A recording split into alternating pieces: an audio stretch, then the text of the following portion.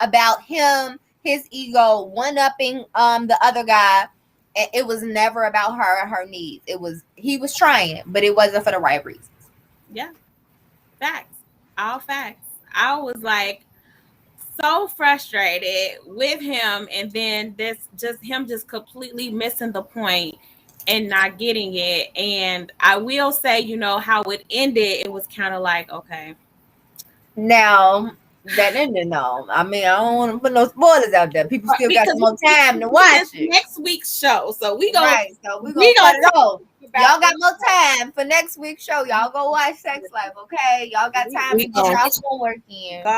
Go ahead and watch the damn thing, because next week, we gonna talk about it. Like, we gonna really, really, really, really, really break it down. We gonna really talk about it. No, it's some real life things that we gotta talk about in there. Some triggers things. and some traumas. Ooh, for women and for wives and for mothers. Ooh. Yes, especially like women are not a monolith, so we are a array of things, and society teaches us and pretty much assimilates us into believing that we have to like be a particular way to be a respectable wife and a mother and all of these things. But or just a woman in general. Or just a woman in general. Why can't I be all of those things? But we're going to talk about that next week. And I'm so excited to have that conversation. I'm really trying to encourage some married men to come on for next week's show. Oh, please. Oh, please. I really want married men to come on and talk about this and have this conversation. Yes. And I'm getting some pushback from married men that kind of like, I don't know, that a little bit scared. We need you. Come on this show. No, they need to come get their opinions out, because I'm certain they have some opinions. I'm sure they do. If they've seen the show. Okay, and we need to hear it. We need to hear it. So I am really, really, really, really hoping to add to the guest list for next week. For those of us that's joining us, we are going to have we gonna talk special on the show Sex Life, which is on Netflix. Yes, it's a really powerful show. Disclaimer: if you feel some sort of way about sex scenes and nudity and all of that, then you don't want to watch it, because it's not quite Pornhub graphic, but it is a very graphic show where it shows a lot, and it's a lot of sexuality in it. So if you're uncomfortable, you don't like to watch those type of things, you don't want to watch that show. But we want married men and married women, even if you're in a long-term relationship and you have kids, it's really important that there's the kid factor in that. Yes, that's a huge part of it. To really talk about that. So that's next week for our special on Sex Life. But tonight, this actually kind of helps prepare a little bit. Like a prelude. It's like a prelude to next week, because this is another thing that I hear so much about in relationships and stuff. So we should be having Taylor join us this evening, hopefully. So, she has the link. Hopefully she'll pop on when she gets a moment and she can contribute to this conversation. And we gonna talk about non-negotiables versus negotiables, because that this is something that I speak a whole lot about, and that this is something that I care a whole lot about. And I care about it because as a woman, as a married woman that met my mate very young, I would say this was one of the most important things that we had to kind of figure out with stuff. And this is something that I talk to my single friends about, my dating friends about, my friends that are considering marriage about, is the difference between settling and having non-negotiables and negotiables. Because settling is a very ugly thing to say. Here comes Taylor. She's coming in with us. People don't like the word settling. I hate the word settling. I just don't like it. Hey, Taylor! Welcome. Hey. We glad. Yeah, sorry, I had some technical issues, but I'm here. You here? That's all that matters. You made it. But we were just getting started, and we talking about something super big. I want to see those comments in the chat box. I'm hoping Yes, that because I know y'all got them. I know y'all should have them, but I hate the word settling. I don't think that it's the right word. I don't think that we should be using that word when we're talking about trying to find a mate in dating, because it does bring about a lot of emotional feelings for it. Like, I don't want anybody to feel like they're settling for me. But I being a feel like person, compromise is a better word. I Yes. feel like how do we all have to make compromises. here's the thing, compromise also has that same sort of connotation to it, in my opinion. Mm. A lot of times when people hear compromise, they hear that someone has to lose. Like, I have to, or that other person has to lose, or give up something, or come further than the other. It doesn't really feel like, it doesn't have the same connotation to me as negotiables and non-negotiables. So I have some things that I just absolutely can't bend and I'm not flexible on. And these are my non-negotiables. Like, at no time am I going to be able to bend on them. There's no discussions if said things happen or don't happen. They are not going to be enough for me to be happy or to have a serious relationship. And then you have your negotiables. Those are the things where it's like, okay, I'm flexible on this. I can bend on this. I can bend this way, or you can bend this way, or we can come to the middle, or let's have an But agreement. that bend is a compromise. I think like we have to get over. Now, settle, I can understand that. Settle, I can understand the turmoil around that word. Okay, nobody wants to settle, but I feel like compromise. You have to be an adult. Okay, you're not gonna always get what you want. Okay, not everything, not all the time, because what you want may not always be best for you in the first place. Okay, so we have to understand that we're gonna always compromise, whether it be in family relationships, employment, housing, like whatever it is, we're going to have to give and take and decide what, again, going into the non-negotiables, what we're willing to bend on and what we're not willing to bend on. That's basically what compromise is. So, I mean, I get if people have feelings around compromise, but that's just the adult word. We will all have to compromise in our lives, okay? It is You a won't have to adult word, settle, but you will have to but I compromise. do still feel like negotiables and non-negotiables are a more appropriate way to explain what you do in a relationship, and not necessarily a compromise. Yes, I compromise for work, but I'm not going to compromise for work in the same way I would compromise in a relationship that I'm married in, or long-term dating in, or dating in hopes of getting to that point. So I feel like when we talk about the give and take, negotiables and non-negotiables more accurately say it, because it is a contract, it is an agreement that you make in that relationship, in any relationship that you have. So even if you poly and you have relationships, You still have what you want and you what you still don't want, have what you what you want and what accepting you and what you're don't not want. accepting. Yeah. Exactly. And so I think that we Mhm. really need to have a very realistic conversation about what to expect when sitting down and thinking about or deciding on what your non-negotiables are versus your negotiables, because they are very different, but you need to have both, and you need to be very clear with whomever you're dating on what those are up front. That is super important. Can I add right in here? Okay, I know Yeah. this is next week's topic, but I didn't did my homework. Okay, Okay. and this right here is why this conversation is a prelude. Okay, Mhm. to next week conversation on the series Sex Talk on Netflix, because non-negotiables are very important, and it's very important to talk about these things up front, like the where I am in my life right now. Okay, I am not about to waste no one's time, okay? And I'm darn sure not about to waste mine, because I can't get it back and I got a lot of stuff to do with it, Thank okay? you. So knowing my non-negotiables and what I want and what I don't want is very important. And it's very important for you to know it too. If you're talking to me, you need to know who I am, what I'm about up front, what I'm tolerating and what I'm not tolerating up front. So I think we had this conversation once before when we talked about non-negotiables and how that might scare people or whatever. But if you get scared from my truth, then you wasn't ready for it. Okay, moving on. Thank you so much for your time, good sir. Okay, so I think that's the thing, being upfront and being transparent and being 100 at the door, because if they can't take it at the door, ain't no need for you to open the door. Facts. Okay, and then actually, I wanted to ask you about that. Actually, to both of you, since you've been in romantic relationships before, do you feel like there were certain non-negotiables and negotiables that you didn't learn that you had until you got into a relationship? Yes.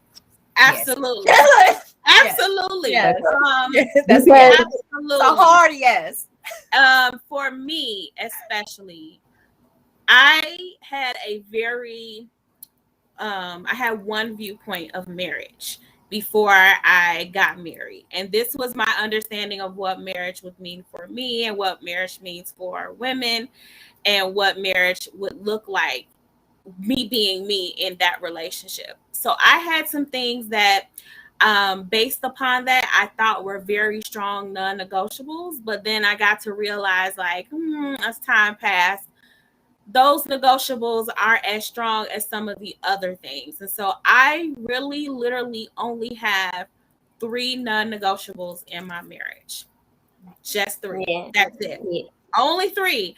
And I will say that starting out, before we got married, because we started out young with dating and having children, etc., I thought I was pretty sure what those non-negotiables were. But the older we got, the more we matured, the more I started to look at things differently, understand myself differently, because I grow. Some of those non-negotiables became negotiables. And there's only been, of those things, I would say there's been one that's been a hard, like, this consistent one, that it has not changed. It was that way prior to, and it's that way even today, and it's more so reinforced even more now today. And then there was some where it was like, okay, maybe I'm more flexible on this one because we're young, but now that I'm older, I'm like, hey, I don't really got, like, this is a non-negotiable for me at this point in my life. So I think Nobody got time for that. nobody has time for that. Like, negotiables do change, and your non-negotiables can change, but you have to be aware of that and be honest about that when they do change. So for those of us who are in long-term relationships and started those relationships out young, I'm a different person at 20 when I met Robert. I'm a different person at 23 when I became a mom. I'm a different person at 28 when we got married. So, I've changed, but I also have stayed consistent with certain things too. But then as I change, as he changes, as life changes, those negotiables shift. Everything shifts a bit. So hard, yes, for that there were some things that changed prior to now. So I want to give Nat the opportunity, and I want to encourage those that are watching, if you've been in long-term relationships, if you too have noticed that those negotiables and non-negotiables have shifted for you, and then if you still kind of not sure what that looks like, I'll give a very clear understanding of what it means to have a non-negotiable versus a negotiable. But Nat, what is your answer to Taylor's question before I go into that? My answer is basically that a lot of the times you don't know until you experience it. Mm-hmm. So the ideal of being in a relationship and the romanticization of it in your head before you get into a relationship is like, oh, this. And then once you get in there, you really see what it feels like, what it looks like, and what you're willing to accept and what you're not willing to accept. So I would remind people, especially in dating, that's exactly what it is. You're dating people. I feel like we hop into committed relationships with people way too quickly. After date 1, all right, we go together. Hold up. Like, you don't really know that person after one date. Involved in that too, because if it's some sex involved in it, then it really be like, oh, and then you get your feelings all caught up in it. And so I think the thing is, it's like we have to go back to dating talking to multiple people, seeing what you like and what you don't like, letting people know when they're excused from your life. And all of that is okay. And if you do find somebody you like more so than the rest of them, and you keep talking to them while you talking to the other people too, long as you're keeping the communication open and everybody is okay with where everybody is, then it's fine. And then again, those non-negotiables and feelings in general shifts as you're going through life and as you're going through experiences. So if it gets to a point where that consistent person becomes a person that you may want to settle down with and be committed with, then you have that next conversation and you see where that person is. But no, we don't own anyone. Just because we are talking to somebody don't mean they just yours. Just because we go on a date don't mean you my forever, so we have to, I feel like that's the part where you find out your negotiables and non-negotiables. If you ain't never seen it, you don't know you don't want it. And I'm at right now, because you guys, me, my story. Like, I've never been in a relationship before. One day I would like to be, but I'm still trying to figure out me and what my negotiables and non-negotiables are. But there are some days where I feel like I won't really know for sure until I actually enter that relationship. And I'm just trying to figure out how to navigate that, because you're right, Natalie, being upfront when you can be, and just open communication, that's really all that it's gonna be. But again, like I said, I'm still trying to figure out certain things before I pursue a relationship, because I want to, I don't expect to know everything, but I at least want to have a good understanding of some of the things before call me if you ever need to talk some real biz. So first, let's even less, because I'm sure you're not alone in that. And I think that that's a struggle that a lot of people have with dating, especially if they have dated and been scorned. So if they've gone through some things, they may feel like something, oh, that's not a negotiable for me. But it may not be, you may not be looking at the actual harm the proper way to figure out what exactly that non-negotiable is. For example, communication. What part of communication is a non-negotiable for you? Because there's different types of communication. So we often just have this very broad understanding. So I have a little bit more patience on communicating about maybe if my husband's struggling with the right words to express his emotions about something or his feelings. I'm more flexible on that part of the communication because I am hyper communicative. I know that I'm going to be a little bit easier and more equipped to handle expressing my emotions better than he may. However, what is a non-negotiable for me in communication is what's going on financially wise in the household. I need to know where we're at, because that is important to me. So really being sure on which parts of a negotiable you can bend on and which parts that you can't, and really being in tune with what your security looks like. So that is something that's super important that I had to learn and figure out, what does security look like for me in a relationship? Because that was probably one of the things that I said or changed the most before going into marriage, because I grew up hearing from the women in my family, never depend on a man for this, and this. Never find yourself in this situation. I don't care how good right. I don't care how good he is. You never ever do that. That was a huge struggle for me when I had to make the decision with my husband that it was best for me to stay home and he worked. So when I became a stay-at-home mom and I had to completely depend on his salary and him paying the bills and him doing all of those things, and growing up hearing you never do that, you always have your own, I don't care what's going on or what's happening in life, you always have your own, because if you don't, you're vulnerable and you're susceptible to that, that person's will. That was a big struggle for me internally when I became a stay-at-home mom. And it was okay, I'm going to stay home and take care of these kids because they care for 2 kids. Woo!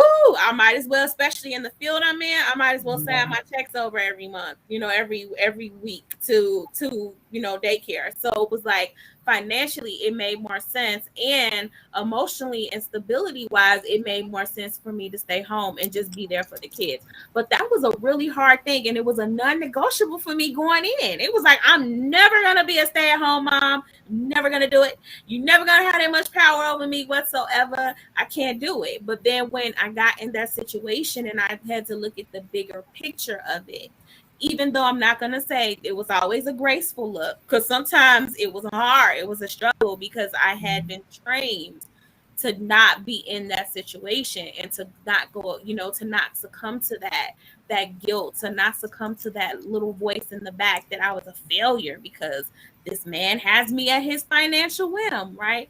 That was something that was a negotiable for me that I didn't realize was a negotiable until I got there. One of my negotiables that I knew going in and that I know even now to this day is I can't do outside children.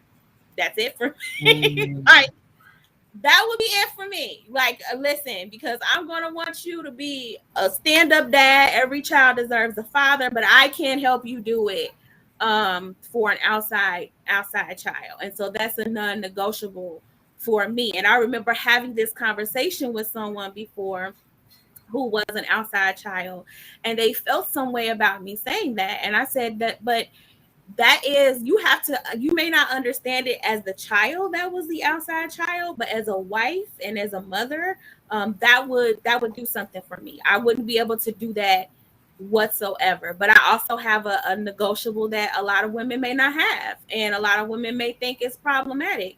So knowing what you look at as security and stability for yourself in a relationship is important. Being able to understand the difference between emotions and how those non-negotiables actually influence your ability to be the best you in a relationship. See, that's another part of non-negotiables that we don't think about. We have the non-negotiable standard for that other person, but that non-negotiable is a standard for us too. So we have to be able to live up to that standard, that non-negotiable that we're asking for. And then we have to also be sure about how does that non-negotiable affect me to be the best me in this relationship? Because anything that makes you step outside of who you are in that relationship, it should not happen. That should be a non-negotiable. Always know your center place, your integrity, what influences your personal inner integrity. And as you grow, you'll realize that maybe that doesn't affect me as much as I thought it did, or maybe someone told me this should affect me, because society has a way of doing that too. So I hope that I explained that well enough about the non-negotiables. And the negotiables are just the things that you're flexible on. What can I be bendable with? Like, okay, I can yeah, like, go ahead. Yeah, no, and I'm exactly the same way. Yeah, so I'm exactly the same way, because as somebody who is the outside child, like I am an out of wedlock baby, I have a stepmother and I have a stepfather. So for me, getting with a partner who already has one, maybe two children, I can work with that. If you have more than, two children, max outside children, then that's something that I don't think I could handle, because that's just, especially if they all have different mothers. Like that's what I feel like it's would be splitting too much a for pot. me. And I know that's what some people have, but it's like it's going in different directions. You can't possibly be a good father. Yeah, because the more, yeah, exactly. And then also a non-negotiable that I have when it comes to outside children is if those children were conceived within our monogamous relationship. Okay, like this so is obviously I'm not going to blame the child, but I'm not going to be co-parenting with your mistress, with your former mistress. Like that's just, I can't do that. So those are my negotiables and non-negotiables when it comes to being a step parent, because I grew up in a very healthy blended family. Like just the other day, I had just a 10-minute, random call with my stepmother, and we were talking about how far I've come as an adult, and she told me how proud she is of me. Like I love that, and I would love to be that for somebody else, because I've had a great example and I've had a healthy relationship. So that's just me. But again, like I said, there's a limit, and then the child has to have already been born prior to me, you know, being in a relationship with you. Because I'm not finna be like baby mama number 6, like Nick Cannon and Future and whatnot. Like, no, I'm not doing that. That's a non. You got a lot of kids. That's that. So Nick Cannon's situation is a whole Nick other Cannon got a lot of story. kids. So we're gonna eventually talk about that one as well. It's so alarming. It's so I mean, he got alarming to somebody me. to take This is care of not them all. something That's for to be sure. praised. I want I mean, yes, he's got the money, but money and, you know, actual emotional connection and time that you spend with that child are two totally different things, especially Absolutely. if all the mothers live in different states and different households. Absolutely. You cannot give the same amount of attention that you can to each child. And the more children that you have, that's less resources for everybody to go around, not just financial, but emotional, time. And then what happens if, you know, one of you know, the new children that he, like, you know, makes, their birthday also falls on a previous child's birthday?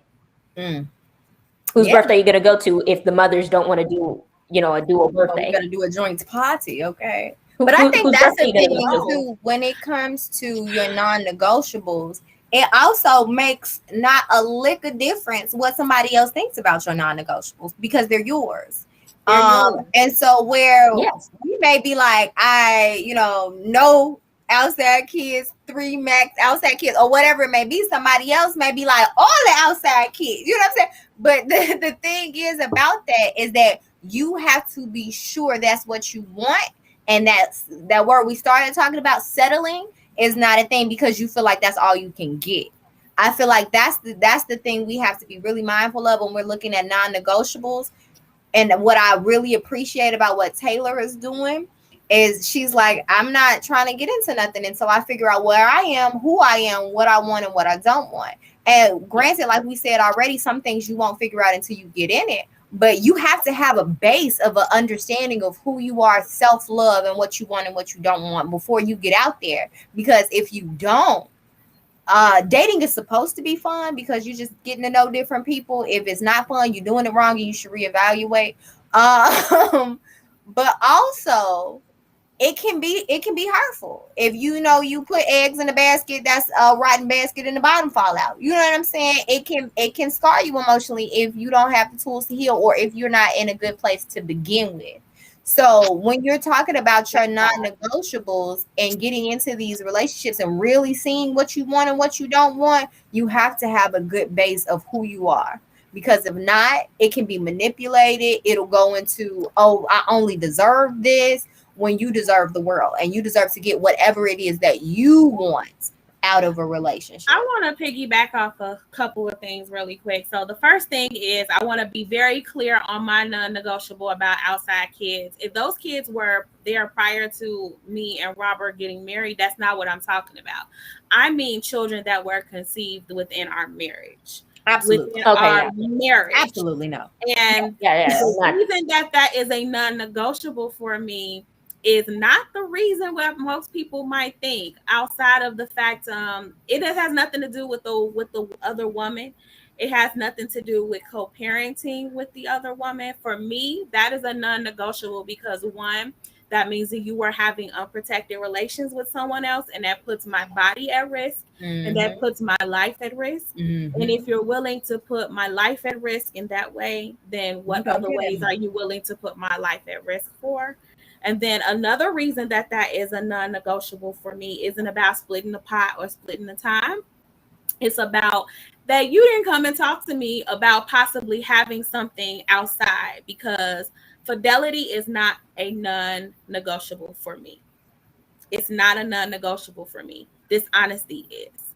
So I would be more angry about the dishonesty of it. And when I have this conversation with people, they're like, what? That is crazy. Like, I'm not going to deal with that. I didn't say I was going to deal with my husband being a whore. I didn't say I was going to deal with my husband going around and cheating. It's a difference. There's a difference. I'm saying that fidelity isn't a non-negotiable for me, because what I care more about is honesty. I care more about being able to communicate and talk about if someone's having issues, if someone's like something's missing, and I want us to be able to have an open line of communication. So I don't talk about fidelity. In fact, they were not in our wedding vows. When most people have vows that say to stay faithful, I omitted that from our wedding vows. I did not ask that. I asked for honesty. So what we promised each other was to be honest and to talk and be there for each other and to protect one another. So that is a non-negotiable for me. Protection. But see, that's a non-negotiable for me too. But that part, that honesty part, because I always say I keep it 100 and I expect the same. So we can talk about anything. Look at me when I come talk to me. You see that? You come talk to me. We can talk about anything. Okay, and you don't have to feel like, because I mean, I know men who feel like they gotta skirt around conversations or say stuff a certain way with straight up. Don't be dancing around conversations. Say what you need to say to me, and we could talk through anything. Okay, you never know, because closed mouths don't get fed. Okay, so I feel like we can talk about anything, but if I gotta find out some stuff, it's gonna be a problem. And see, that was my whole thing, because I feel like I'm open. I'm a very open person. And again, that level of trust and conversation, everybody don't get that. So if I'm laying the foundation, if you can talk to me about anything, it doesn't matter. We can work it out, whatever. If you come to me and talk to me beforehand or even after the fact, just talk to me. But if I gotta find out somewhere else, if I got to find out, that's a wrap. That's a wrap, because trust is so important. And when trust is gone, it's not easy to get back. It's not. And then it's another thing too, because just because someone tells you something and they leaving out parts or they bump face line or stuff getting scattered around, that's not right. That's not the same thing either. And so that basically is you being untruthful. And so that's a non-negotiable too. So I have the same thing. Talk to me about anything. Talk to me about it up front, and we can work anything out. But if you don't, that's a no for me, because I can't trust it. Another thing I wanted to piggyback on was the fact of I want us to not be worried so much about becoming involved with someone and then realizing our non-negotiables. You don't have to have all of your non-negotiables figured out in dating. You want to have a lot of them figured out in marriage. It's very different. So I may not have my non-negotiables figured out in dating. I may meet someone, which is what happened. I realized midway point, like maybe my non-negotiables aren't actually my non-negotiables and I need to reevaluate some things. Again, we started dating very, very young. So I still had a lot of growing up to do. I still had a lot of changing to do. And so you are not going to know what your non-negotiables are going into dating. And even if it's okay to reevaluate. It's completely okay to not have them all figured out. I will say you need to be pretty damn close to it, however, though, as much as you can in marriage. And even then, still realize that some of those may change, which is why some people end up dissolving their marriages and realizing, you know what, this isn't going to work out, because now I realize that these are really important non-negotiables in my marriage. So I think that sometimes we actually hinder ourselves from finding that person and even really figuring out who we are, because we're going to be very different in a relationship than we are solo. I'm not the same when I'm on my own as I am when I'm with my mate. And so that's not to say that I'm a different person and I'm not, the person I am all the time. You move differently. It's just that you move differently when you're actually in a relationship versus solo. So you can't fully understand what your non-negotiables and negotiables will look like solo. You actually need to learn them with having interaction with other people. And I feel like sometimes we're so afraid to have that hurt, to date and be disappointed, that we don't give ourselves the opportunity to learn what our real non-negotiables are. And some of us don't really give us that space to do it. And then we move into these solid relationships where you move into with a person or you get married even, and you realize like I didn't know half of who I thought I was or half of what I thought I wanted. And that becomes the struggle of the marriage. So you may not need to know all of your non-negotiables or any of them as much as you think in dating. You figure out a lot more definitively what those non-negotiables look like when you are dating, but you damn well better have some clarity before you get married because it is a very different commitment. Yeah, And that's what like And that's what I want. That's what I want. I want, like I said, I don't expect to know everything. But I want to have like a good understanding of most of the things. And then also like have that space within my relationship with whoever I'm with to have that communication and that honest, communication and the maturity and respect to listen and then work things out in some type of way. And then, yeah, for me, a non-negotiable, it's infidelity. I'm not going to put up with it because if there is, a child that's involved, then, I would have to, if I wanted to stay, I'd have to be a co-parent to the person you cheated on me with. I don't want to do that. And then also, the STDs, STIs, some of them are curable, some of them are treatable, but that's not a risk that I want to take because that is an impact on my health, especially here in America where the healthcare industry is a business. And if you can't afford to get the medication that you need to treat the STD or STI that you have for life, then that's going to seriously, have some negative impacts. People always like to bring up, Magic Johnson in terms of like living with HIV. And you know what? Good for him.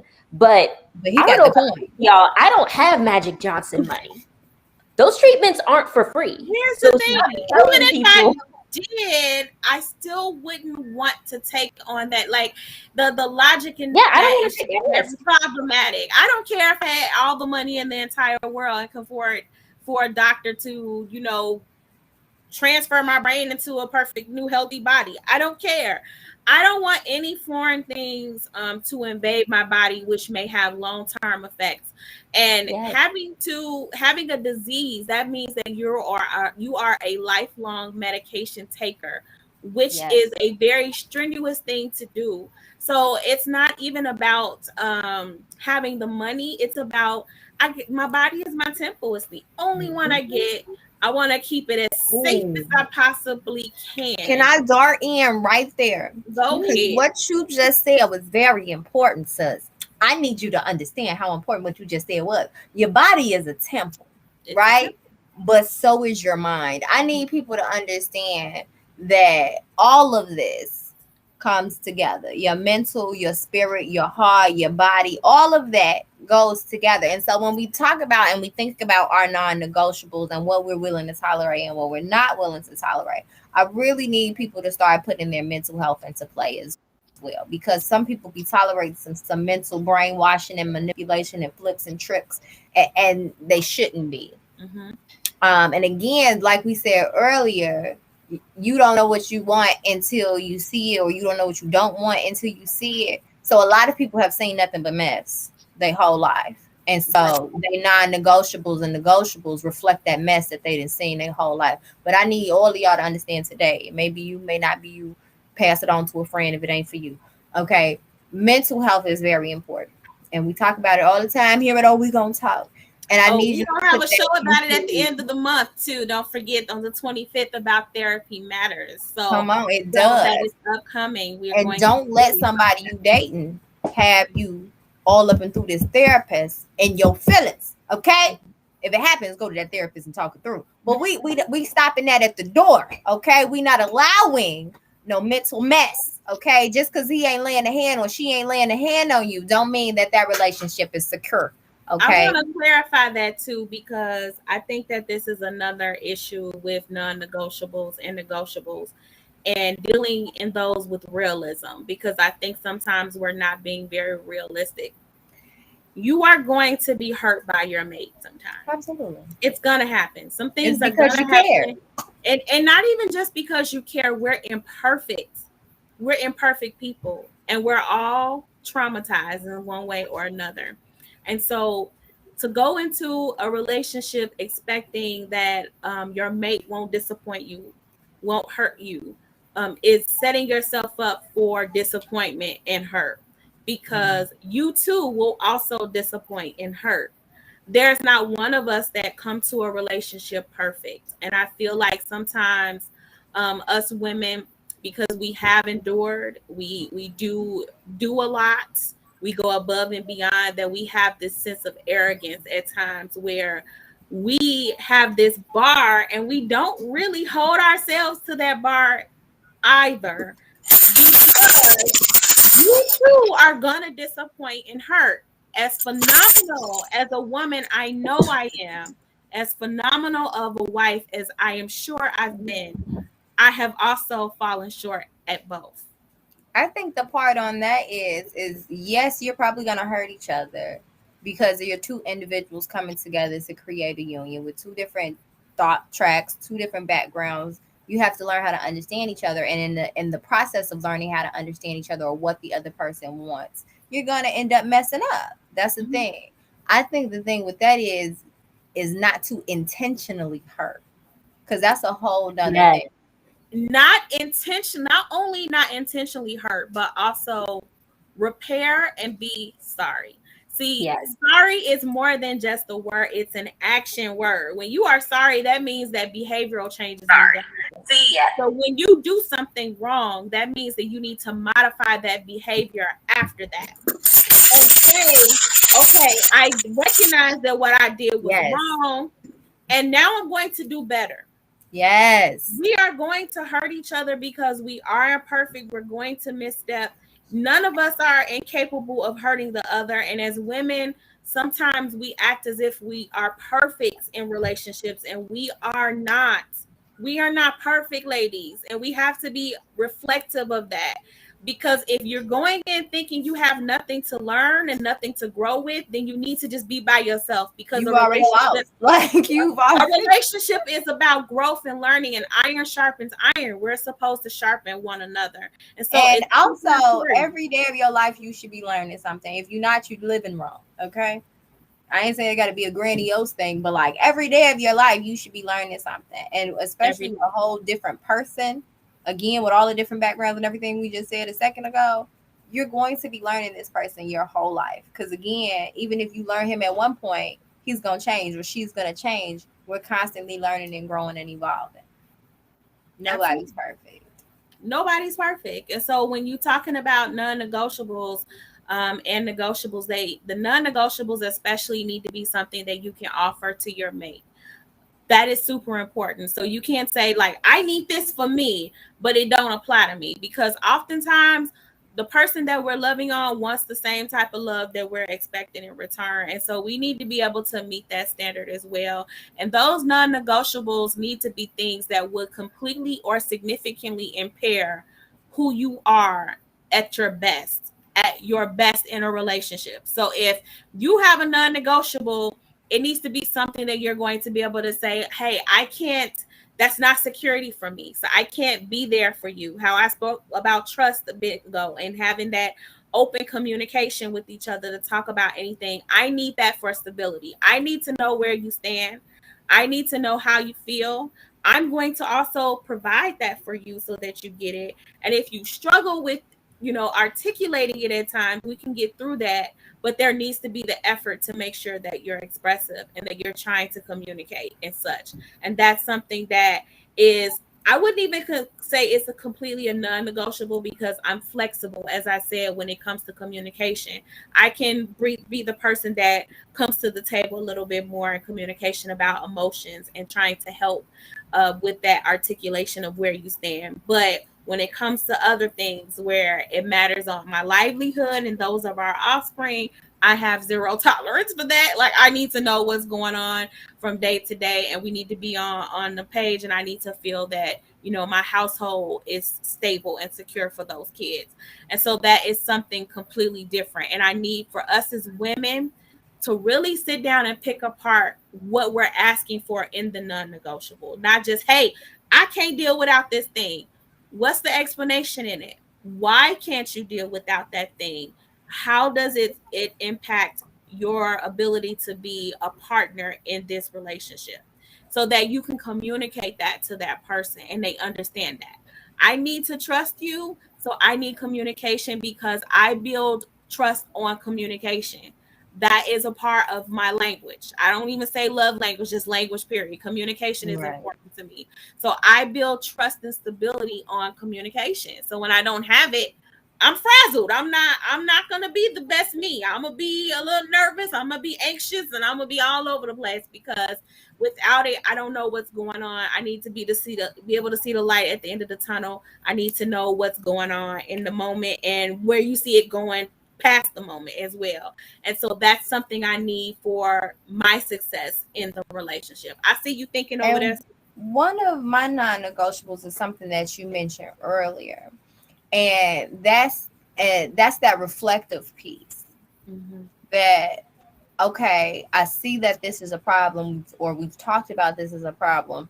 Now I'm going to change my behavior. Narcissism is a thing, y'all. Okay, Mm-hmm. it's a thing. The unwillingness to realize that they doing something wrong is a thing, and I had to experience that firsthand to be like, oh, that's a non-negotiable, because I didn't even know. I knew that people were that way, but I didn't even know to really put that on my list. So when I experienced that, it immediately went to the top of my list, because to Shantae's point on how that impedes everything else, I can't be my best self and compromise. I'm gonna use that word, and the places that I need to compromise if you never will. Because that means, because similar to what you said before, somebody gotta lose, somebody gotta win. I'm losing literally every time if you're unmoving. You know what I'm saying? Or I'm going to lose every time in what matters to me, because it doesn't matter to you.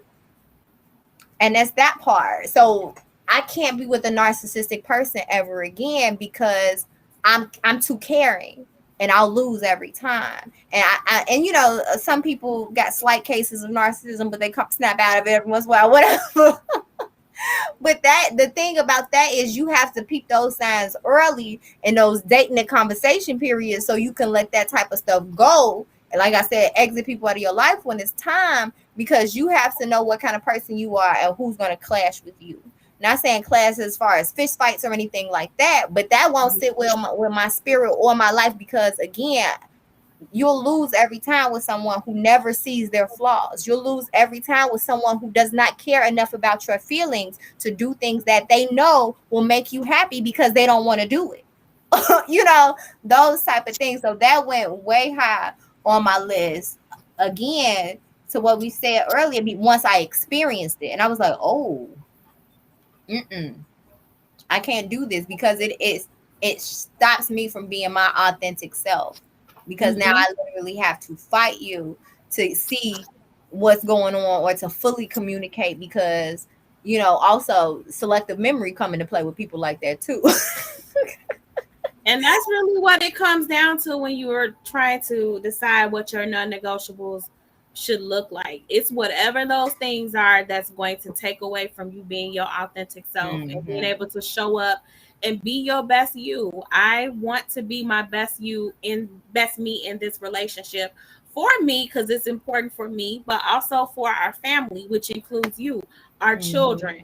Because when you have people that act out and do things, usually they're going against who they actually want to be, but that person or whatever it was and that happened in that relationship has angered them, has scorned them. And so now what happens is they're realizing, like, I don't deal well with that. That's a non-negotiable for me. But instead of communicating that and then sticking to that and saying, like, without this, I cannot survive in this marriage or this relationship, they start doing tit for tat, and it never goes anywhere. It never really makes the situation better or make you feel better. Like, you don't feel any better. It doesn't heal or mend or repair. It makes it worse. It makes it worse. And so we have to realize, like, the tit for tat doesn't work. It doesn't help. What really helps is you saying to yourself, damn, that's a non-negotiable for me. If I don't have it, this isn't for me. If you can't provide this for me, And if that person, you know, it's not going to work. As you said, Taylor, like you would never be able to deal with infidelity. So if that person cheated, that's a non-negotiable. There's no thought after that. There's no talking after that. But the thing about that is too, which I really want people to heed this.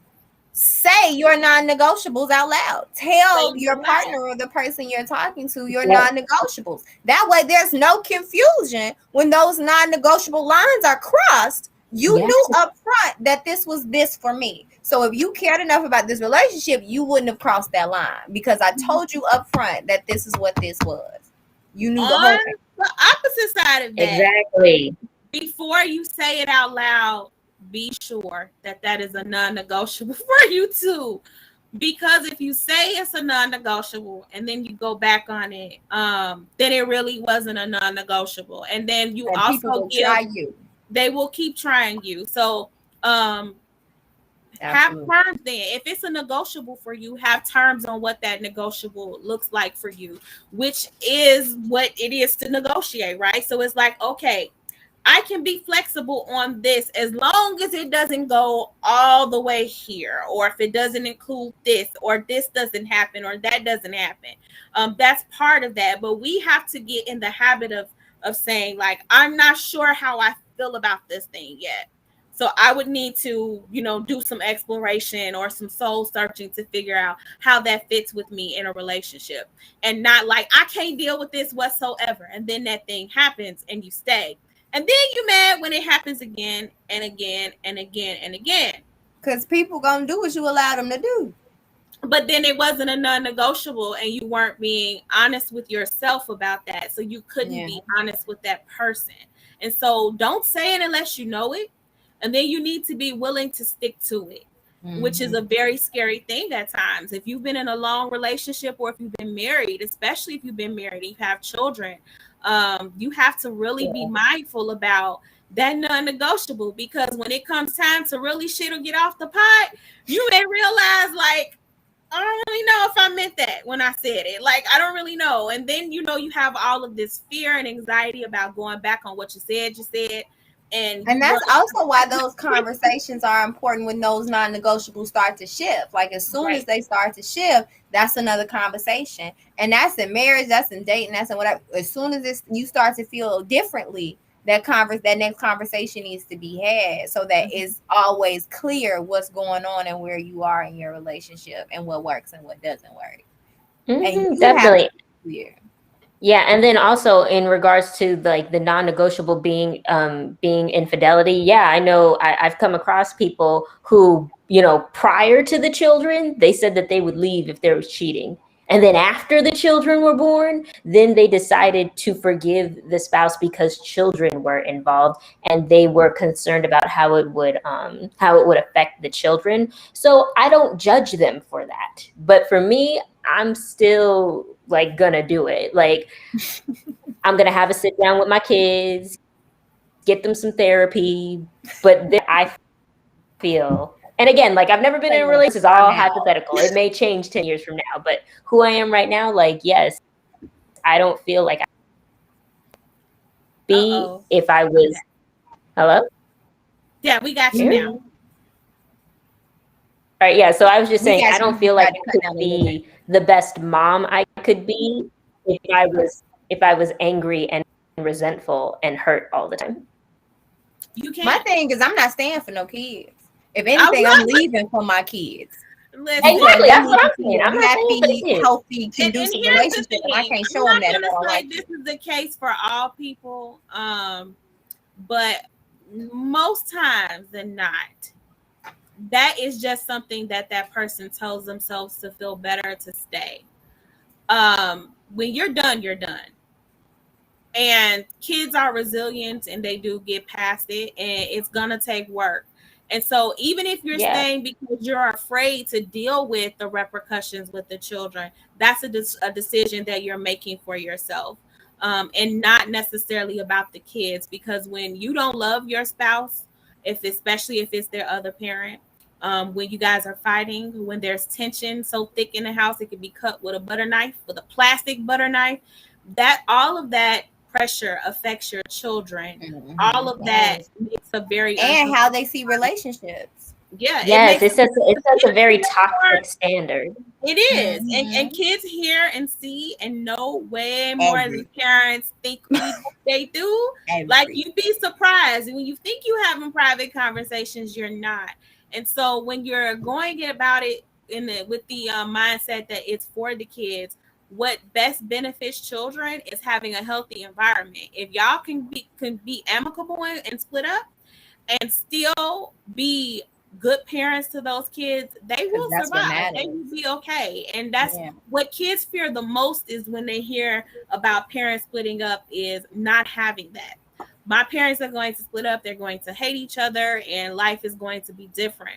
But I've seen wonderful, wonderful co-parenting relationships. One of our earlier shows, we touched on having a healthy co-parenting relationship, and I've seen children thrive under that and do well because their parents decided to be friends and to be co-parents for the betterment of that child. So usually when you hear, mostly when it's women, we tell ourselves that because we don't want to feel guilty about staying, and it feels easier to say I'm doing it for the well-being of our kids, when actually some of it, whether it's just not wanting to deal with the aftermath, is about our own feelings and our emotions. Because when you're tired and you finish and you've done with that person, nothing's gonna stop you from going the other way from leaving. And so it's a button, it's a word, it's a look, it's a phrase. It's like, but in that moment when you are done, that's it. That's it. Mm-hmm. So if you really staying, you really ain't done. You ain't done. And it's so. And here's the thing. It's okay. I respect women that say, like Taylor saying, I couldn't stay. I don't judge that, and I also don't judge women that do stay. I know that I have limitations, but my limitations may not be everyone other's limitations. And what we need to get comfortable in is an understanding that relationships, especially marriages, while there may be commonalities in morals or values to have a successful relationship or marriage, at the end of the day, what works for you may not work for everybody else, and vice versa. It really goes back to what we said earlier about, like, your non-negotiables are yours. It don't give a flying whatever you want to say after that, what someone else thinks about your non-negotiables, because that's the problem. We're gonna side trip for just a second. Go ahead. Just a second. I'm gonna come back, I promise.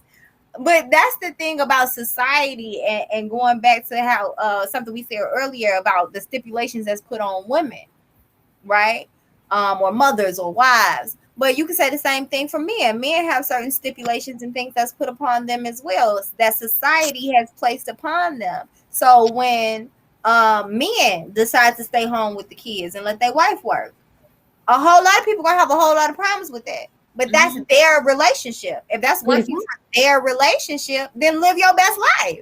I feel like when it comes to your non-negotiables and how you move in whatever relationship it is, or whomever you decide to be with, or whoever, if it's a whole lot of y'all, that's y'all life. And if it works for you and it works for everybody else and everything's being communicated and agreed across the board, then live your best life as long as you ain't hurting nobody. And I think that's the thing we have to get into play with, is mind your business. Like, mind your business. You don't have to have a say so or impose social norms on somebody else's life. Mind your business. Your norms is yours. Theirs is theirs, and your relationship is yours, and theirs is theirs. So if they swinging on Saturday nights, that ain't got nothing to do with you. It ain't got nothing to do with me. It's not my business, and I feel like it's very easy to be good with just your man, and you be good with just your man. And here's the thing: whatever standards you set in your relationship or your marriage doesn't have to apply for everybody else, and they standards don't have to apply for you.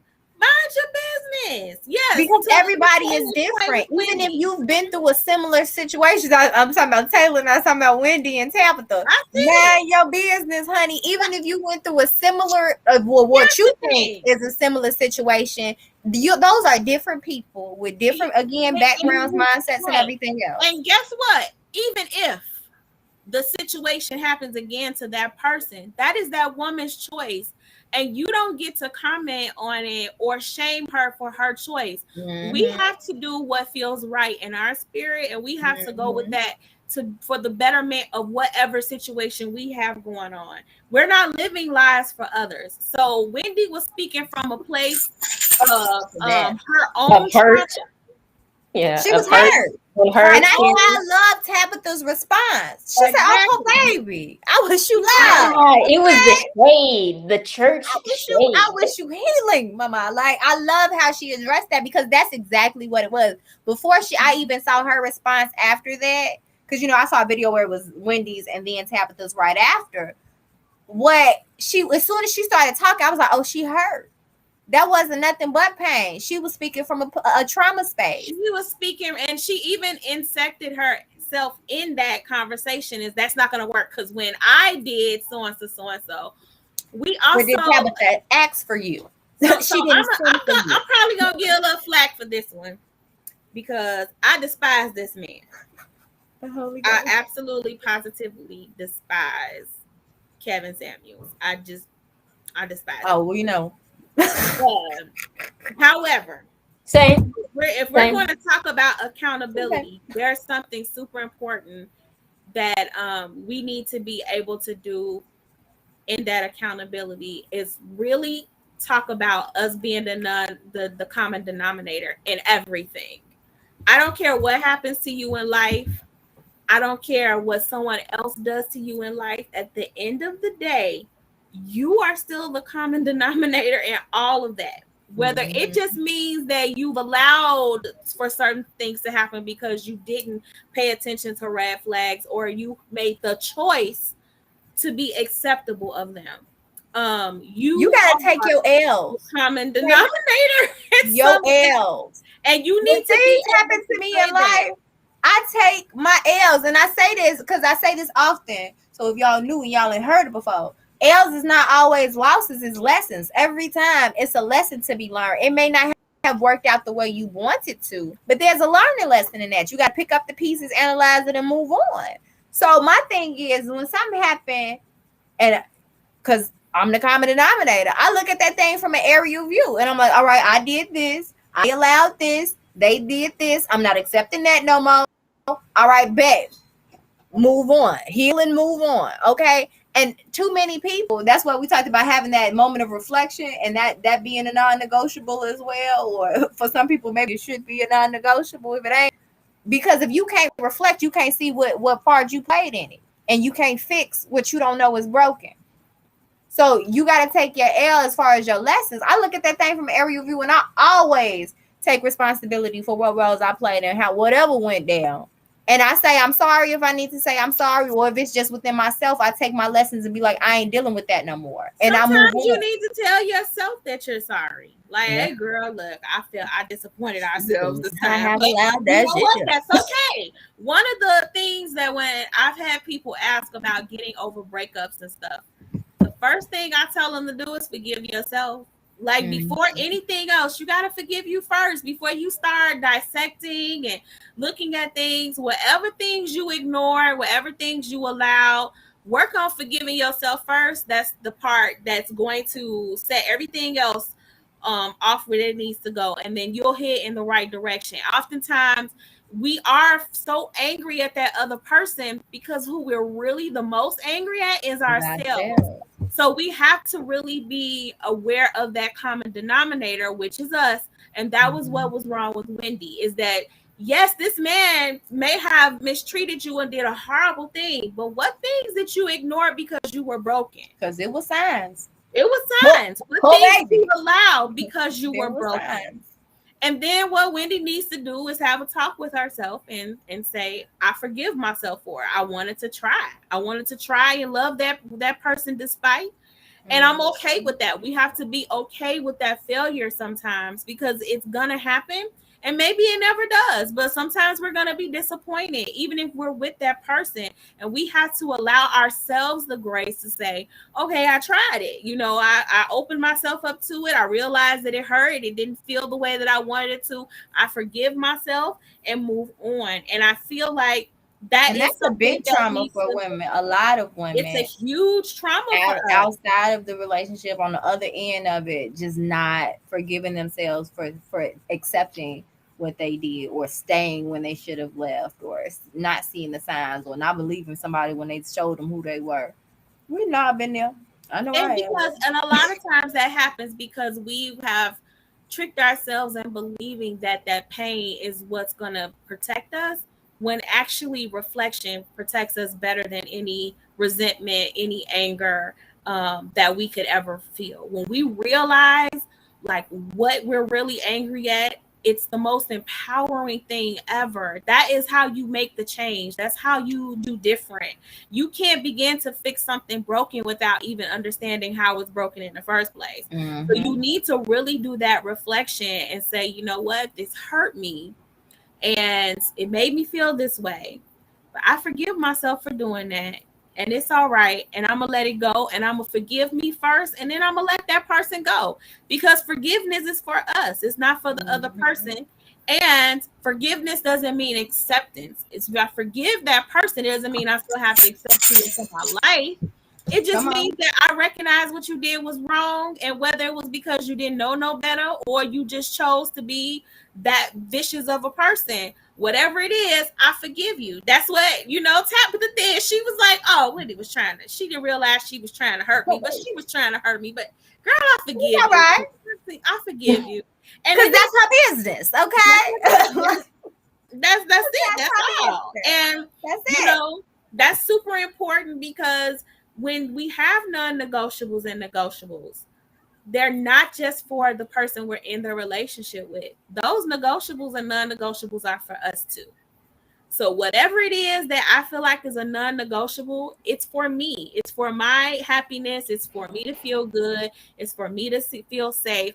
I like to have these things or not have these things be present in a relationship with anyone, and that's okay. So it's a standard that you're setting for both sides. It's for you and it's for them. And you have to be very clear with yourself on what those are and why they are important, because we haven't talked about the why those things are important. And then I have a question based on the two non-negotiables that you two already said that you have. Why are those so important to you, and how do they affect you with being your best authentic self in a relationship? So real quick, I wanted to piggyback off something you said about how the non-negotiables are for both parties involved in a relationship.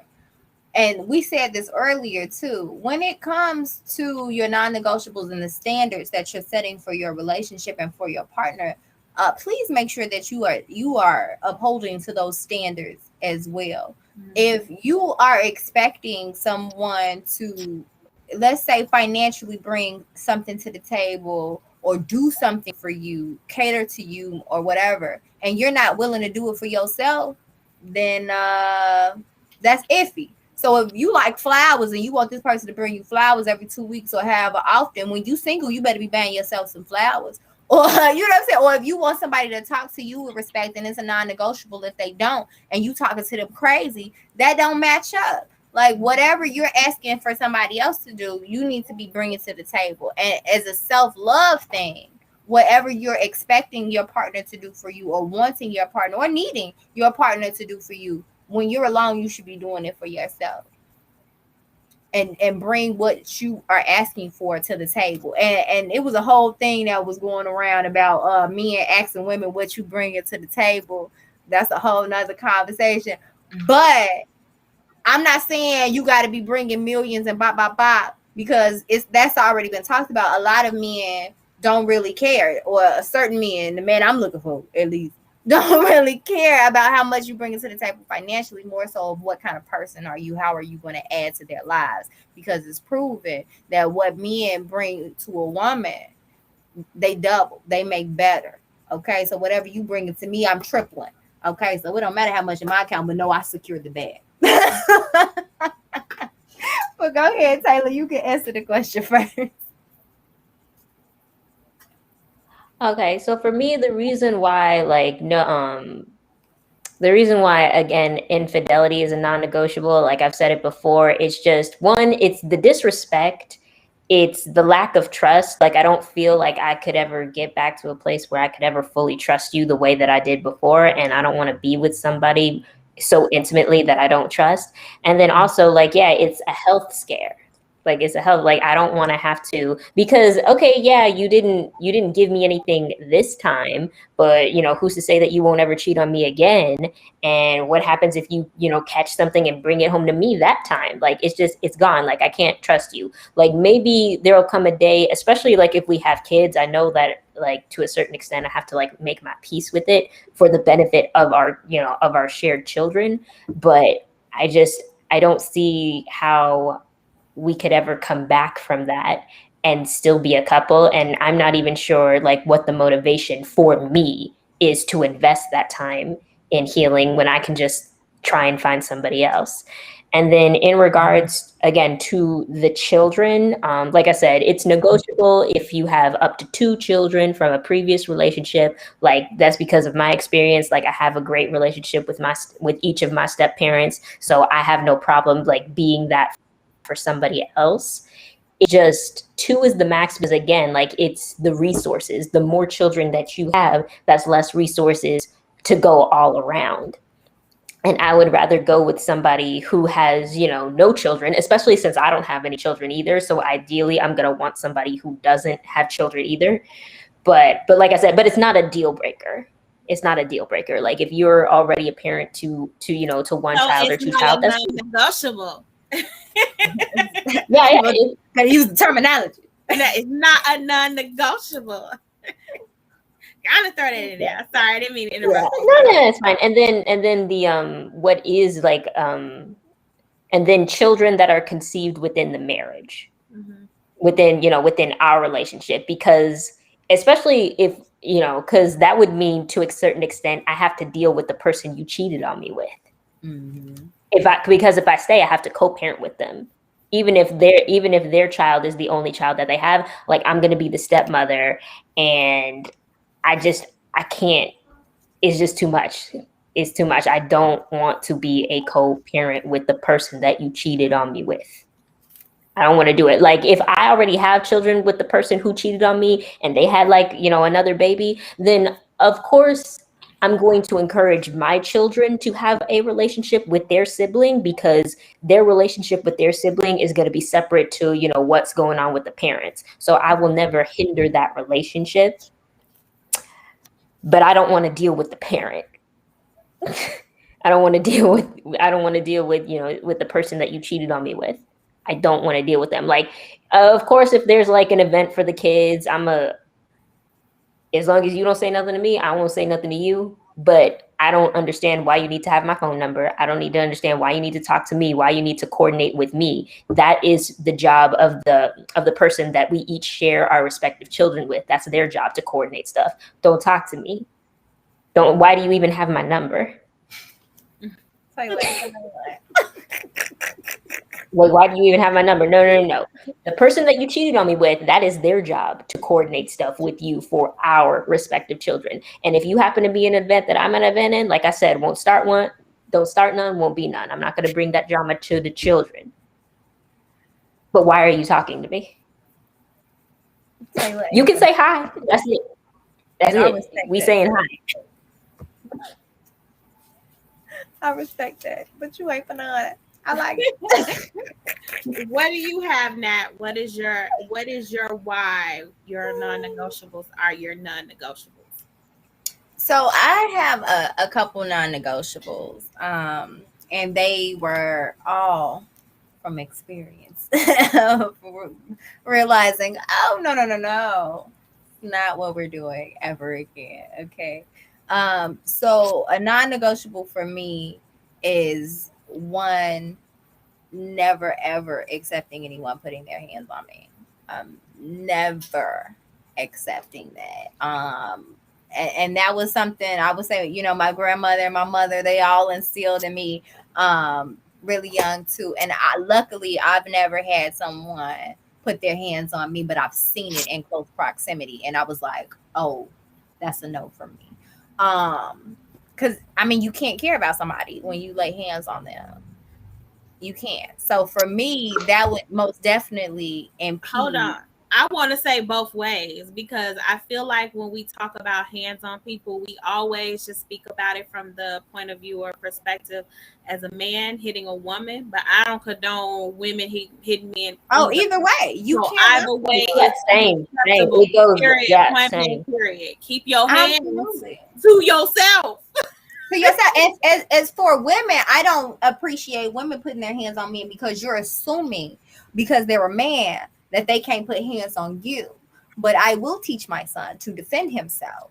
I might not tell him to knock you clean out, but he will push you back. Okay, we're not doing that. Keep your hands to yourself both ways. You can't love him if you punching him in the face or pushing on him or whatever. And if you don't want this, it's the same thing I just said. If you don't want him to put hands on you, then you better not put hands on him. I teach both, because I have a boy and a girl. So I tell my daughter, you better not. And I tell him, he better not. But if you have to defend yourself, do so. If you need to be safe, then defend yourself. Keep yourself safe. But I don't care how mad either of you are. You better take a walk. You better go stay at a hotel. I don't care. And because out through the mouth, breathing or something. That's all. I don't condone it either way. Yeah. So I just had to throw that in there, because when we're talking about that being a non-negotiable, that's a non-negotiable that everyone should have. Without being said, although we do know that domestic abuse happens, so we're not judging that, you know, if it does happen, but that's something that is unhealthy, and we don't want people to set as a negotiable, because it's not physically safe or emotionally safe as well. So I just wanted to slide that in there, but carry on.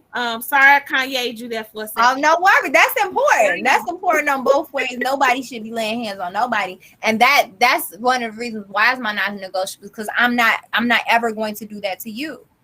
And I wholeheartedly believe, and I'm not going to ask for something that I'm not going to reciprocate. Okay, I'm not going to do it, and I'm not going to allow you to do it to me. Another thing is because I know my worth, and I know I deserve better than that, and so I'm moving in that energy. You know, as I get older, it gets stronger. Okay, I know my worth, and so I'm not tolerating anything that I feel is beneath that. And that's not saying I'm not realistic with, you know, my non-negotiables or what I'm asking for. It's just me being 100. You're not going to put hands on me, and you're not going to talk to me any kind of way. So the abuse is both physical, verbal, financial. I'm not tolerating any form of abuse, period. So that's one of my biggest non-negotiables. You're not going to abuse me in any kind of way, period. Not doing it. I've actually been through a little mental abuse, and it's not happening. Okay, no, not happening again. And then another thing that's not negotiable for me is I can't be with someone. I can't even kick it, like talking to somebody, if they are not actively working on their healing. If you are not actively working on your healing, I'm sorry, but we can't be together. We can't even kick it on weekends, because you are not dealing with the traumas that I know you have, because we all have them. And if you don't see that as being beneficial to your life, then we can't be conducive, because I do. So that's something for me that I can't tolerate, because I can't fully be in my space of healing and have certain conversations and talk about certain things that may trigger you, and you haven't figured out that's a trigger. Or, you know what I'm saying? Or you are lashing out at me for past things, or whatever it may be. I'm not, pinpointing any particular thing, but if you are not actively working on your healing, there is a whole lot of ways that can bubble up into our relationship. And so I'm not saying you got to be fully healed, because that's not a real thing. We're going to always actively be healing throughout the course of our life, but you have to be working on actively healing, because I am. And so if you're not, we can't mesh. So those are two for sure. And then my other one that I mentioned earlier, I kind of explained already about the narcissistic and not realizing flaws and all of that. But the truth part I mentioned, you have to be 100.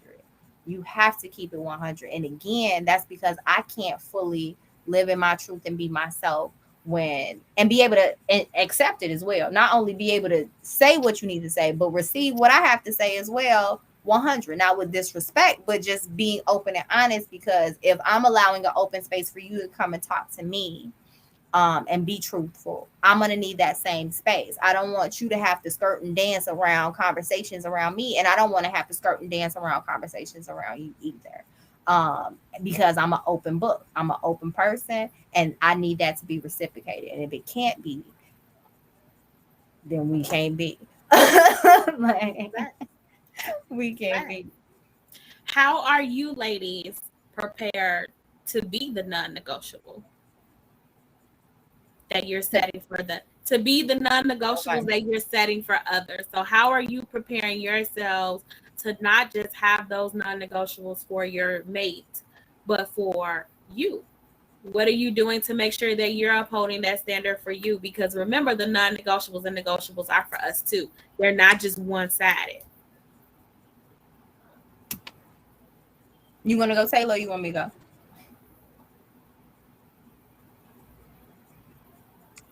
go? Well, actually, there was some bad internet connection. So what did you say? What are we doing to what? To be your non-negotiables for that person that you're hoping to find and be in a relationship with. Yeah. Okay, yeah. So for me, what I would do to not be that person, for one thing, like, I would, if they don't, I mean, it's kind of hard for me to really explain because, like I said, one, I've never been in a relationship before, and then two, like, I don't have kids, so I don't really know. But in regards to infidelity, I feel like a lot of that rests just on my sexuality. Like I told you, like, I'm asexual. I don't have sexual attraction. Like, that's not a primary thing for me. Like, maybe over time I may develop that type of attraction for a person, but I have to have some type of emotional connection with you first to even like begin to understand if I will develop those feelings. So I kind of feel like in some ways I'm kind of, for a lack of use of a better word, I'm cheating with the whole infidelity thing because I've never, sexual attraction is just like, it's a foreign thing for me. So I feel like in a way, like I'm kind of cheating with that because I know for me, no, if my you know sexuality, you ain't tolerating being cheated on. You know. No, you know it. You know. Okay. And like I don't ever see myself ever being that person. And there's nothing wrong with that. And I think that when I had that conversation with people where I said that it's not a non-negotiable for me, I get a lot of looks like, what the hell are you talking about? And then I get a lot of, so you just be okay if your husband was out doing. I said I did not say that. And so there's a lot of people that hear that and take that to me something specifically, even though that's not what I'm saying. When I say that, I mean that it's not something I couldn't forgive my spouse for. Should that thing happen, it's not something that I feel like I could never get the trust back, because to me, vows in a marriage and trust can be broken in a lot of ways than just sex. So I look at that as just being like, having trust and honesty is important, and us having communication. So it's not something for me that I would say I could never look past or could never forgive again. Okay. So it's not saying that he has open season to go do whatever. Like, I'm not saying he has, what hall passes all the time. But I'm also very open-minded that if there is an issue, I want him to come and talk to me and let's figure that out together. Like, let's find a way to get to the bottom of what the issue is and see if we can remedy it. So I'm not completely like shut off from, because I feel like people are imperfect and there's a lot of reasons why someone may be succumb to temptation more than others.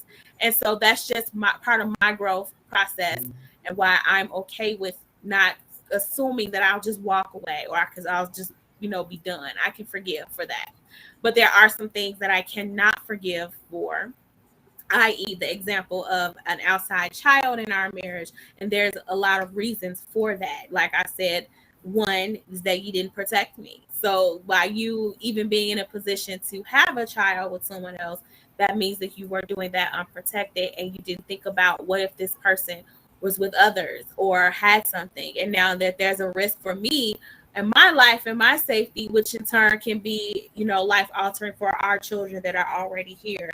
And so that is, for me, like a non-negotiable. Like I just can't. I'm not doing it.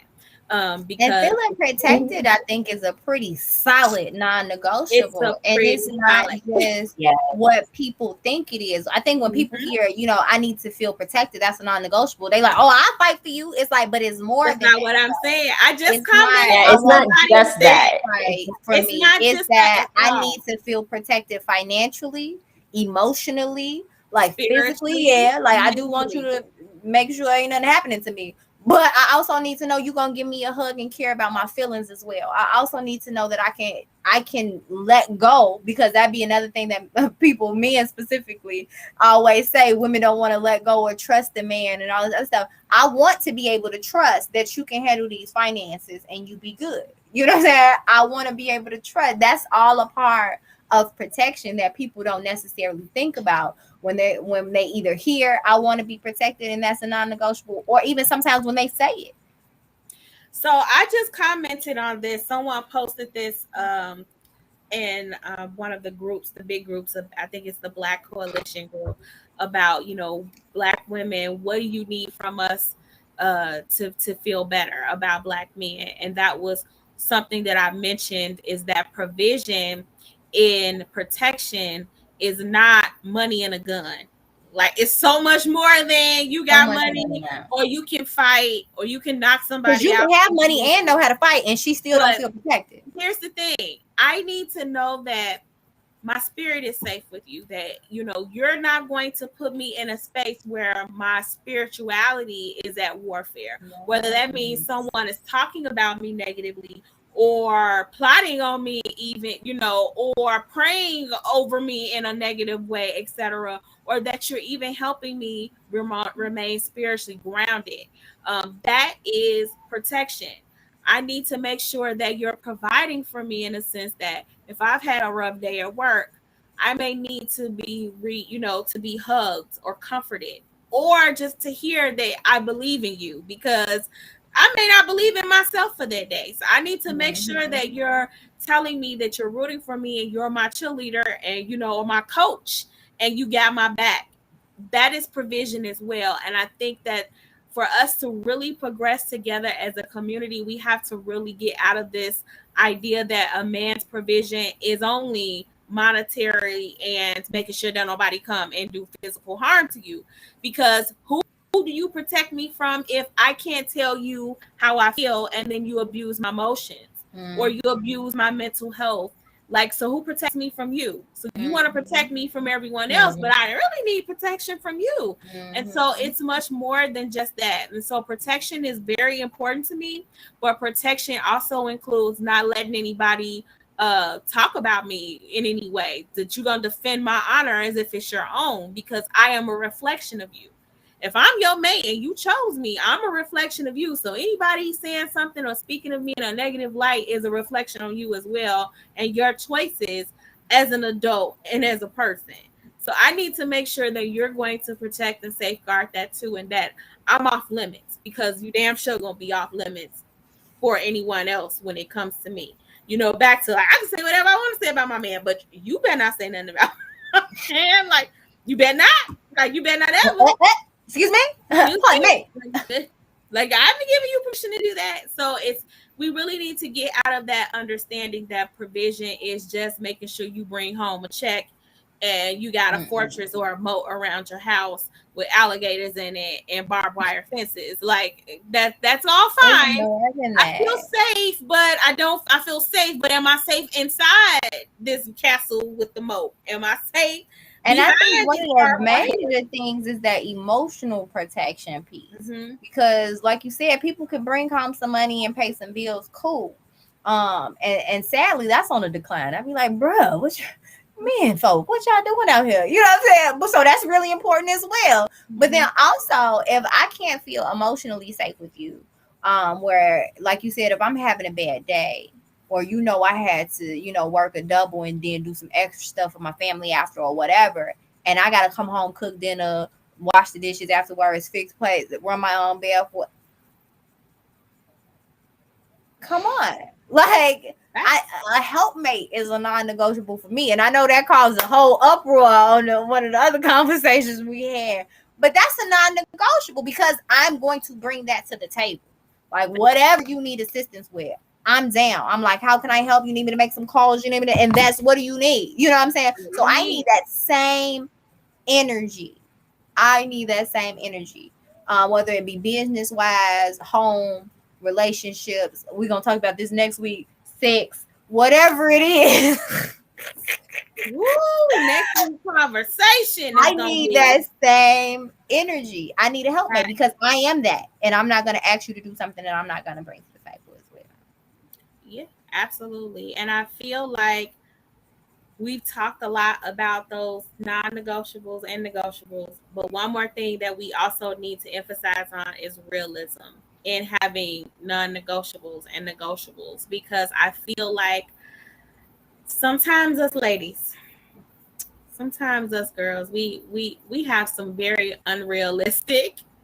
You've been coming for us ladies, but I know men who act the same way. That I know both, but here's the thing: we know that, but we will defend our sisters at times to a fault about their non-negotiables, even though in the back of our mind we be like, okay, yeah, it's kind of not fair, but I feel you, sis, yeah, and no, we need to do it for both. And so we absolutely positively need to be like, okay, that's not a very realistic non-negotiable, and tell that person that sister to sister, and that's not the same as what Wendy tried to do. This is different. That's not the same. That's not the same thing. But when we hear, our friends talking about having these standards and they don't have those standards, that's an unrealistic non-negotiable. Expecting for why he gotta have a Benz and you got a 1986 Toyota. Okay. Can we talk about it? Caps. Okay. Can we talk about it? And it's not even about the material aspect of it, but mental health wise, emotional wise, morals and value wise, like those are also things that you need to bring to the table. But expecting for him to just have those things and you're not, evenly yoked in that is not fair. And so we oftentimes say, well, I want someone that's evenly yoked in me. I'm not gonna settle for less than what I'm bringing to the table. But then you ask, well, what are you bringing to the table? A lot of times it's just the material aspect of things. But what else are you bringing to the table? Like, we need to have very realistic non-negotiables and negotiables. And we need to be prepared that whomever we like or we won't may not be down for our non-negotiables and our negotiables. And then you need to find the person that is. You need to move around. Can we talk about that for just a second? I don't want to brush past that, sister. Hit me. All right. It picks me up. Okay. It picks me up. Because this is that part. Okay. We settle. We started off talking about this word.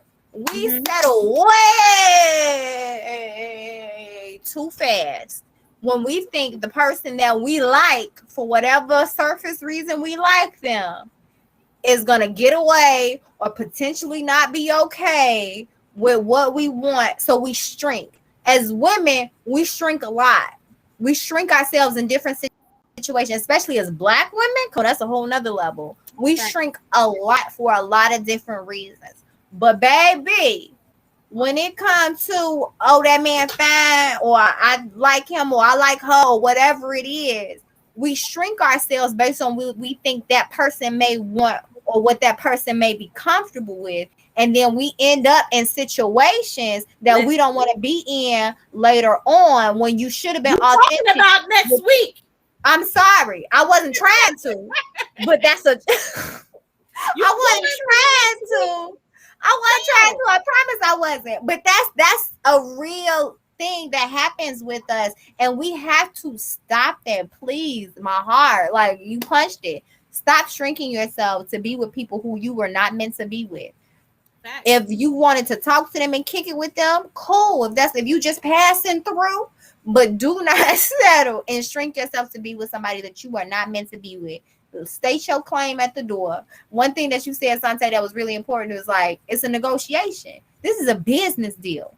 Okay. I'm bringing this, you bringing this. Can you, okay, you can do that. Then I can do this.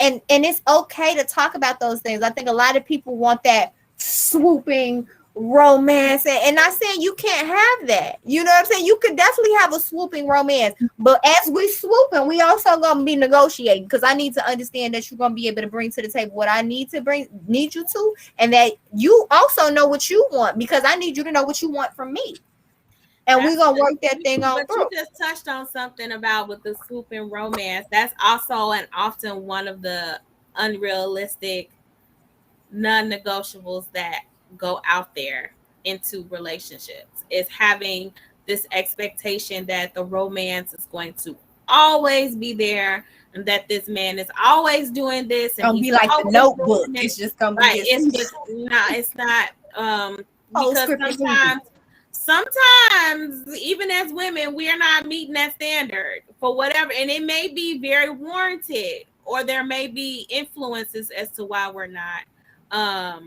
but we're not really meeting that standard. And so that's something specifically that this show next week that we're going to be talking about. That's why it's the prelude. It keeps leading back to it. Brings that up about, what is a fair negotiation with something or level of expectation. Because when I've had this debate, I've been having this debate for over a month with several different people about this, especially those of us that have children involved, and what is the realistic expectation once you have families and all of that stuff. Even prior to that, even if you don't have families and you're dating, what is the realistic expectation from that person at whatever stage you're at? I'm get some flack. Yes, a man should show, if you all are dating, that he can be a gentleman. So I know that women and this whole stag thing, like you pay for your part of the bill, I pay for my part of the bill. I don't necessarily agree with that, but one of the things that I hear a lot is, well, I'm doing things as if I'm a wife, but he ain't, or I haven't gave me the ring. Well, that's a choice. Because why he need to put a ring on him when you're doing everything already? It's a choice. Getting all the perks. Okay with that choice, and you have to be realistic in the fact of, you can't expect for someone to show you that they're marriage material, and you're dating too. So that's a big one that I hear. Like, we dating and he ain't proved this, but this person may not even know if you guys are going to get married yet. So why do this person has to do this, this, and this? And if that is something that you are not going to negotiate on, one of the things that I did not negotiate on is I refused to live with Robert, even though we had kids before we got married. Refused. It was like, I'm already done had two babies. Ain't no cooking in the kitchen. Ain't no washing clothes. Ain't no until we're married, I'm not living with you. Like, I don't want to move out. I don't want to get a place. Like, I've already, negotiated, because I didn't want to be a baby mama. That was a huge thing for me. And it was like, I know we together, because he used to hate if someone called me his baby mama and vice versa. But it was like, technically we're not married. And I was not budging on that. I don't care what it was, what the circumstances were. It was like not until we're married. And I've stuck by that.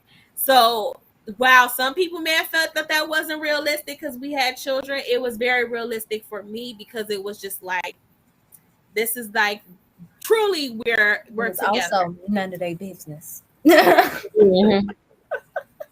You know, people have their opinions. Everybody got the opinion, girl. In the age of the internet, everybody and their grandmother have opinions. All facts.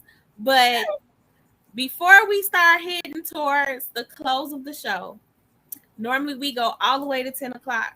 But I'm gonna be for real with y'all today, y'all. Sister hungry, okay? I have not eaten since earlier.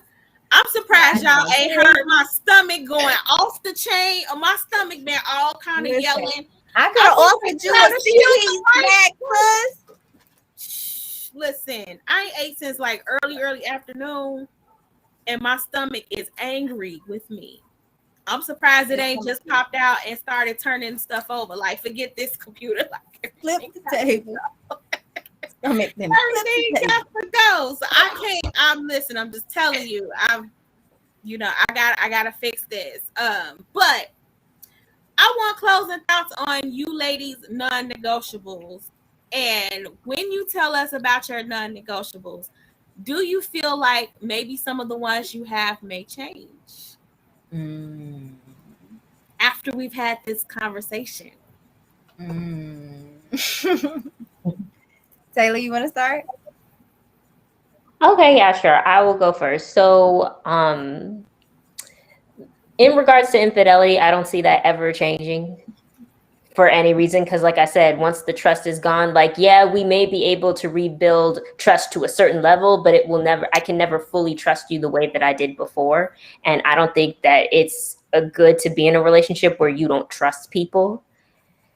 And because every time like we get into an argument, or every time that you're late from coming back from where you were supposed to be, like I can't promise that my mind won't go there. And that's not a healthy way for me to live. That's not a healthy way for even you to live.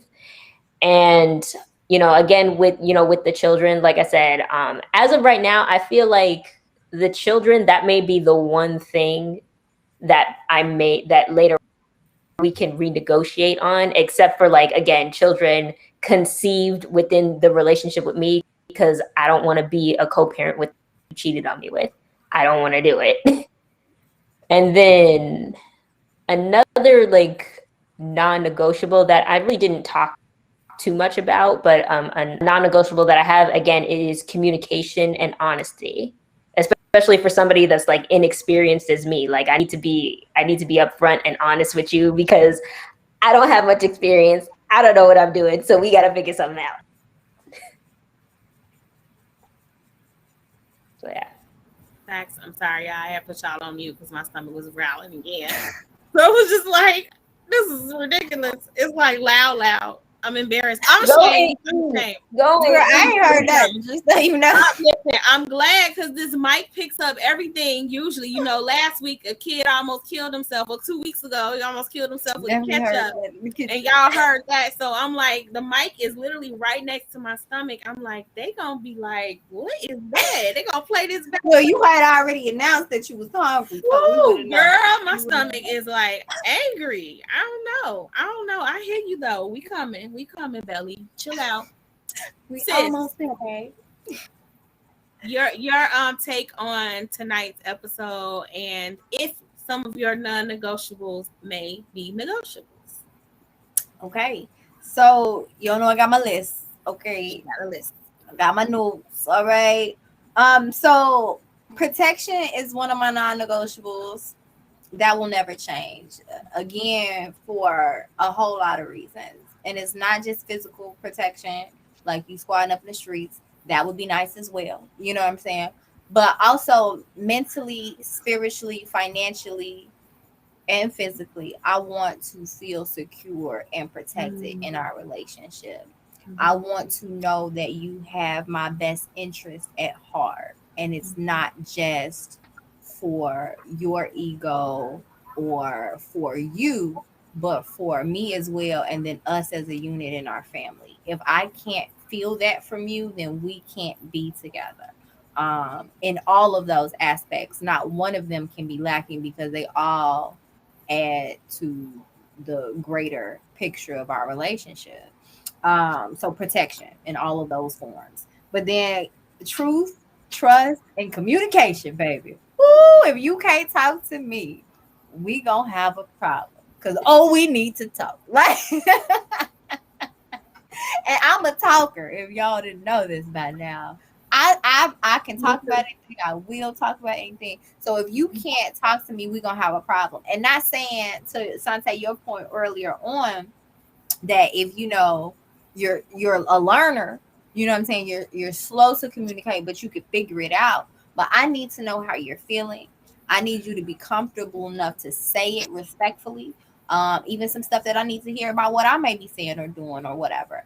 I need to know because I'm going to want to talk about it so that we can find a solution to whatever the thing may be. I'm a talker and I need you to talk to me, even if you're not because I know everybody don't talk as much as I do. I get that wholeheartedly. Okay. But when it matters, I need to know. So communication and trust, I need to be able to trust you. If I feel like I'm not going to be able to trust you, then again, it won't get that far. And then that healing point is really important. I don't think I'll ever budge on that because you have to be actively working on your healing. And to answer your question earlier on, like how are we going to implement these things to enforce it with somebody else or ask for it for somebody else, is I'm doing self-work. And if we on dates and we getting to know each other and you ain't doing no self-work, that's a telltale sign that you ain't actively healing, or the way you answer certain questions is gonna be a telltale sign that you are not actively healing. I won't ask you to do something that I'm not willing to do. And if you were actively healing and it stops, then we're gonna have another conversation because it has to be ongoing. It has to be consistent. I don't think that'll ever change. A helpmate, that ain't changing. That's not changing. I need you to come with this same energy. If I ask you to do something, first of all, and I know some people may feel some kind of way about what I'm about to say. I don't want to have to ask you. I know some people be like, well, people can't read your mind, blah, blah, blah, blah, blah. I get that wholeheartedly. Again, I'm a communicator. So a lot of times if I do something, I'm going to ask, I'm going to say it. But certain things I don't want to have to explain to you. So that's not a non-negotiable. And that's where I was going to go. That's actually a negotiable. It's not a non-negotiable. It's a negotiable because I get you on it. I feel you. Some things I want it should be a given. Like you should recognize that, you need to step in and do whatever. But there are even if I got to tell you up front. But if I tell you up first, you better remember. Some things I should not have to tell you up front because you don't have to tell me up front. And so you need to hold yourself to that same standard, right? But there are some things that there may be times where, you do need to be told because you're not going to get it or you're not going to know exactly what I need. And so I have to tell you what it is so that you understand it and you can facilitate that properly. So that part is a non-negotiable. Be receptive and be willing to, apply that principle the next time you see it again. So I don't have to constantly do that with you. But I just wanted to say that's technically a negotiable. So that's something you flexible on a little bit, even if you like, I know I don't like this part of it and this wouldn't make me happy, but I'm willing to blah, blah, blah, blah, blah. Right. But the helpmate part is there's a non-negotiable. You best be ready to come and assist. Okay. I dig it. And then the no abuse, absolutely not shifting. And no abuse in any form, absolutely not shifting, never will change. And then being open is another one. I don't think it'll ever change. I need you to be open-minded because things are going to shift. Things are going to change, even just experiences in life, because I'm a very open person. I'm going to want to just get up and go. I'm going to want to try new things. And I need my person, whomever my person may be, to be open with me. And communicate, again, going back to the communication and trust and all that good jazz. So those are basically what is that? 1, 2, 3, 4, 5, 6 non-negotiables, and I don't see them ever shifting, because even the smaller things that I can nitpick with falls into those categories. And I can't, like we said earlier, and that's the goal, to be our authentic self. I can't be my authentic self, and I've learned from experience that I can't without these things being met. Oh, and that reflective piece, I'm sorry, it's 8, because I don't think that necessarily falls into any of these, so that needs to be a point on its own. Baby, you cannot be no narcissist with me. You better do some reflection and figure it out. Okay. I hear that. So one quick question before we go, because I'm about to eat this computer now. Like, I'm this hungry. I'm going to eat the cell phone, the microphone, like all of the above. I might even jump on the light. So with that being said, though, if those non-negotiables for you, Nat, aren't met up front, are you leaving? Like at the door? At the door. So let's say this. For quite a few of these, that's going to be a yes.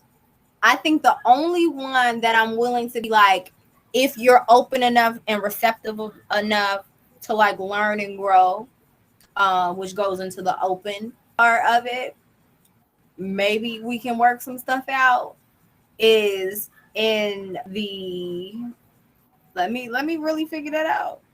Nah, these gotta be met at the door. Okay, because I was gonna say, I was like, nah, where you have flexibility, whether after they happen or going into, then they are not non-negotiables. Those non-negotiables are like set, firm, set. There's no discussion. I was like, there's absolutely nothing you can say like that's it. So if there is anything, if there's any wiggle room, even if it's a little bit, that is a negotiable. It's not a non-negotiable. No, then these are all my non. I thought about it. I looked back at the list like, no. Well, I dig all of your non-negotiables, and thank you both for being so transparent about them. I'm sure there are others out there that will hear this and also be able to identify with your non-negotiables as well. So I need y'all all to come back, same bad time, same bad channel, because next week we are going to talk about Sex Life, the show. So if you all have not watched that show yet, you got homework between now. I promise you'll be able to get it done super easy, because it's a very intriguing show. And it's only 8 episodes. It's only 8 episodes. And although the main characters of the show are not Black, because we're center focusing our community and breaking generational curses, this is actually still very much pertinent to what goes on in our own communities and within our own marriages as well.